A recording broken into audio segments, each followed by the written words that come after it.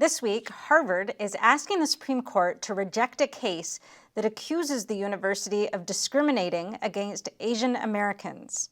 The 7-year-old lawsuit was filed by the nonprofit Students for Fair Admissions, and it claims that Harvard skews its admissions process to let in fewer Asians. Harvard admits to having race-conscious policies, but it argues that it's needed to achieve diversity. Our next guest explains why this case is so significant. Kenny Xu has been covering this case as a journalist since the start, resulting now in a book that's coming out in July called An Inconvenient Minority: The Attack on Asian American Excellence and the Fight for Meritocracy. Kenny, thank you for coming. As I understand it, the courts until now have all accepted Harvard's argument that its admission policies are consistent with case law that allows race to be taken into account to achieve diversity, which is seen as enhancing the overall learning environment at Harvard. So now the Students for Fair Admissions want the court to reject using race as a factor in college admissions altogether, which of course would have pretty wide implications. So can you lay out for us what the Students for Fair Admissions argument is, and then we'll go into what Harvard's response to that was when they submitted their filing on Monday? Well, the Students for Fair Admissions argument, I think, is pretty simple. When you use race process, you judge people on things that they cannot control about themselves. Not only do you judge people on things they cannot control about themselves, and to cause policies that exclude other people. I mean, this is the same thing that Harvard did with Jewish Americans in the 1920s. They excluded Jewish Americans. They said they were people of low character.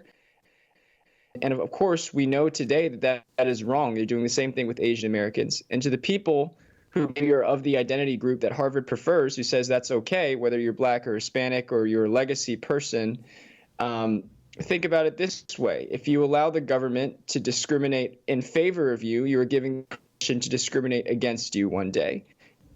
And so that's Students for Fair Admissions argument. We should not be using race as a consideration in either direction. And so what did Harvard say on Monday? Well, Harvard responded, continuing the use of its diversity rationale. It said, hey, we use race only as one factor among many. That's a lie. Harvard uses race explicitly and hugely significantly against Asian Americans. It uses it as a plus factor for Blacks and Hispanics, which is a minus factor for whites and Asians at every step of the admissions process. Harvard University caps the percentage of Asian Americans at 20%, even though their own study said that Harvard would admit 43% Asian Americans if they just used merit-based admissions.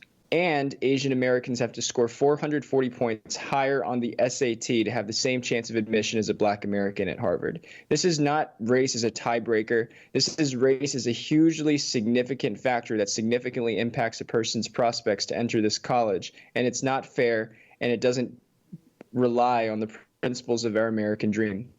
So can you describe actually what Harvard's admissions process looks like? Because I was reading their filing, and I think it went on for about 8 pages. It was very involved, all the different things that they weigh and what they're trying to achieve. So could you summarize it for us?